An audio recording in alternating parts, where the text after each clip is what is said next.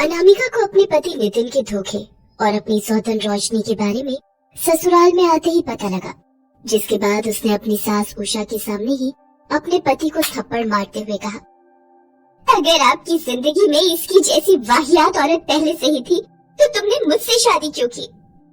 मुझे माफ कर दो अनामिका, मैं रोशनी से प्यार करता था लेकिन शादी नहीं कर सकता था, क्योंकि रोशनी के माता पिता ने इसका रिश्ता एक बड़े से घर में कर दिया था, जिसके बाद हमने ये डिसाइड किया कि मैं और ये शादी तो करेंगे लेकिन हमारा ये रिश्ता यूं ही चलता रहेगा।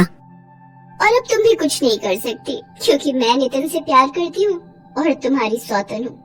ये तुम कभी साबित नहीं कर पाओगी, क्योंकि मेरी तो शादी होने वाली है। कोई यकीन ही नहीं करेगा कि एक लड़की जिसकी शादी होने वाली है वो किसी शादीशुदा इंसान से प्यार करती होगी। तुम जैसी लड़कियां कभी खुश नहीं रहती। और माँ जी, आपने क्या सोचकर मेरी शादी अपने बेटे से करवाई? अरे सच्चाई जानकर भी आपने मुझे फंसाया। बहू, मुझे माफ कर दे, मैं ममता के मोह में थी। नितिन ने कहा उसे अपने और रोशनी के रिश्ते को दुनिया से छुपाए रखने के लिए शादी करनी होगी और मैंने उसकी शादी करा दी। मैं आपको कभी माफ नहीं करूंगी, मैं कभी किसी को माफ नहीं करूंगी। अनामिका शादी के पहले ही दिन धोखा मिलने पर टूट सी गई थी और अपने कमरे में बैठकर रो रही थी।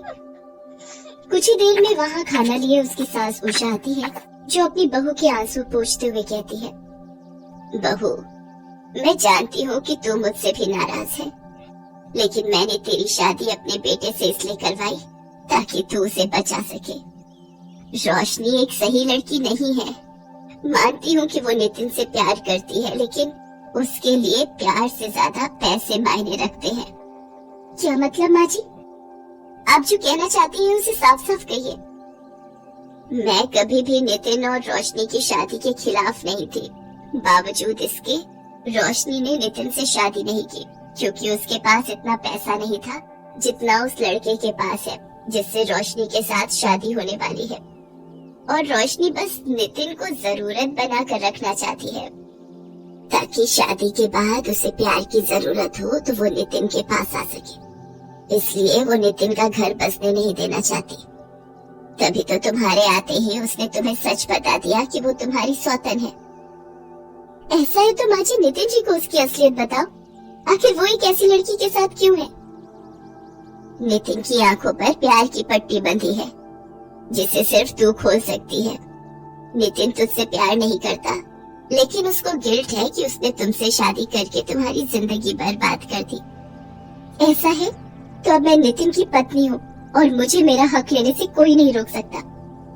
अनामिका अपने पति को सौतन की सच्चाई दिखाने के लिए तैयार हो जाती है।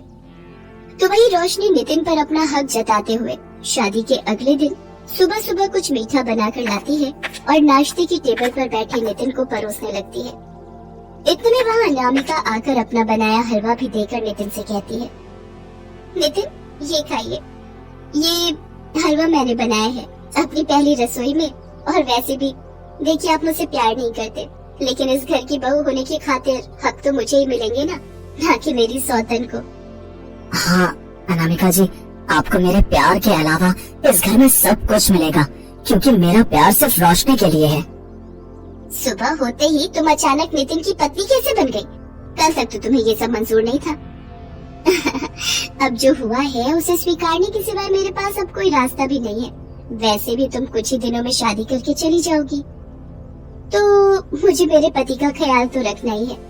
अनामिका की ये बात सुनकर रोशनी गुस्से में आ जाती है और उसको कहीं न कहीं लगता है कि उसकी शादी के बाद नितिन को अनामिका अपना न बना ले, जिसके चलते वो उस वक्त वहाँ से चली जाती है और घर के बाहर जाकर अपनी एक फ्रेंड को कॉल करके बोलती है, सुन नेहा, तू मेरी और नितिन की 2 टिकट्स बुक कर दे मेरी शादी के 2 दिन बाद की, क्योंकि मेरा पति 2 दिन किसी काम के लिए किसी वजह से बाहर जाएगा और उस टाइम मैं नितिन के साथ हनीमून मनाऊंगी, क्योंकि मैं उसको किसी भी हालत में अनामिका के पास जाने नहीं देना चाहती।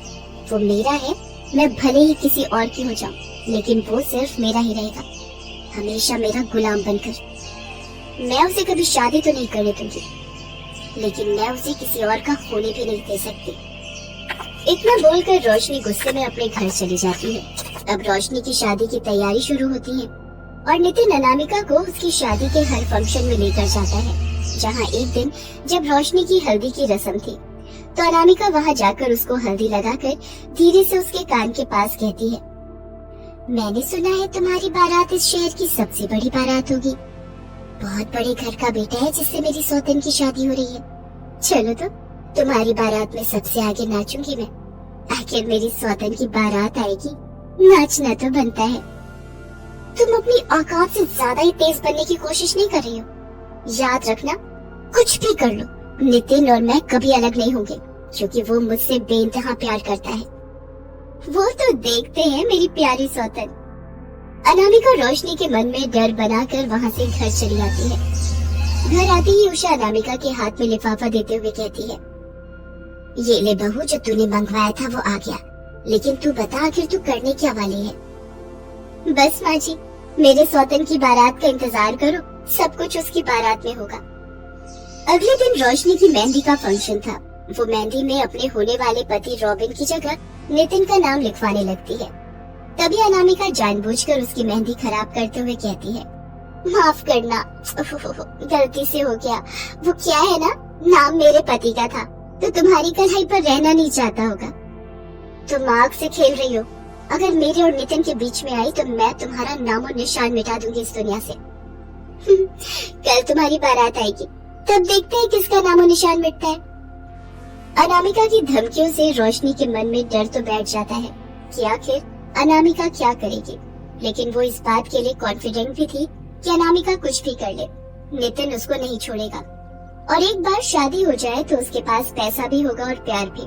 लेकिन जब अगले दिन नितिन और अनामिका रोशनी की शादी के लिए तैयार होते हैं तो अनामिका को बड़े चाव से तैयार होता देखकर नितिन कहता है, अनामिका, सच में तुमने अपनी सौतन को अपना लिया।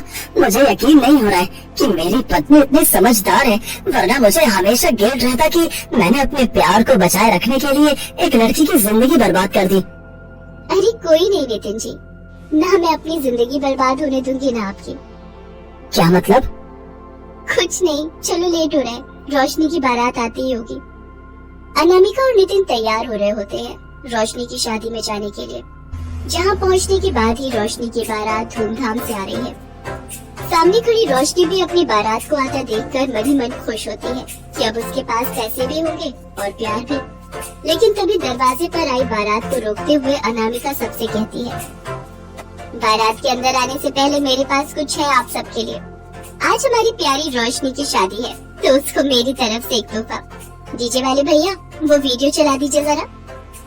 अनामिका के कहने पर वहाँ डीजे वाला मौजूद बड़ी स्क्रीन पर वीडियो चलाता है, जिसमें रोशनी नितिन को अपने गुलाम की तरह रखने की बात कहती है। साथ ही अपने होने वाले पति से पैसे के लिए शादी कर रही है, ये बात भी कबूल करती है।